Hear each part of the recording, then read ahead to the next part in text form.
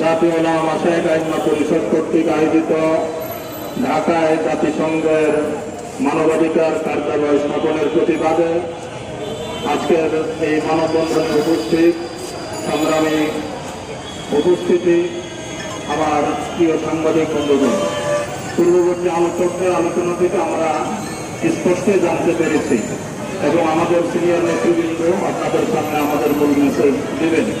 আমাদের কথা হলো, আজকে সারা পৃথিবীর দিক দিগন্তে যেই রাষ্ট্রগুলিতে সুস্পষ্টভাবে মানবাধিকার লঙ্ঘিত হচ্ছে, যেখানে মানুষের অধিকার বলতে কিছুই নেই, মানুষ বেঁচে থাকার অধিকার পাচ্ছে না, নিরাপত্তার অধিকার পাচ্ছে না, যেখানে দেশে বিশ্বের মোড়েলরা স্বপ্রণোদিত ভাবে ওই সমস্ত রাষ্ট্রগুলোতে ইন্ধন দিয়ে মানবাধিকার লঙ্ঘন করতেছে, জাতীয় সংঘ সেখানে মানবাধিকার কার্যালয় স্থাপন করার পরিবর্তে তারা আমাদের এই বাংলাদেশ ত্রুটিহীন রাষ্ট্র, যেখানে আমাদের দেশের মানুষজন যারা আছে ইসলাম প্রেমিক মানবতাবাদী, আমাদের এখানে স্থিতিশীল রাষ্ট্রের মধ্যে তারা এই মানবাধিকার কার্যালয় স্থাপনের নামে নিজেদের সংস্কৃতিকে চাপিয়ে দেওয়ার যে ষড়যন্ত্র করতেছে, আমরা এই দেশবাসীকে নিয়ে তা রোখে দেব ইনশাআল্লাহ।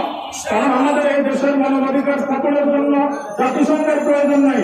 আমরা জানি বিগত ব্রিটিশ সরকার 16 বছরে যখন মানবাধিকার লঙ্ঘন করেছে, এই মানবাধিকার লঙ্ঘনকারী হাসিনা সরকারকে উৎখাতের জন্য আমাদের জাতিসংঘের প্রয়োজন হয় নাই, বরং এই দেশের মানুষে তাদের অধিকারকে আদায় করে নিয়েছে, মানুষের অধিকার প্রতিষ্ঠার জন্য পাশে দাঁড়িয়েছে।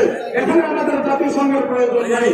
এজন্য আজকে যে সমস্ত রাষ্ট্রে স্পষ্ট মানবাধিকার লঙ্ঘন হচ্ছে, ফিলিস্তিনে, গাজাতে, ইয়েমেনে, সেই সমস্ত রাষ্ট্রে তারা কার্যালয় করে তাদের অধিকারকে মানবাধিকারকে স্থাপন করে আমরা এই দাবি রাখবো।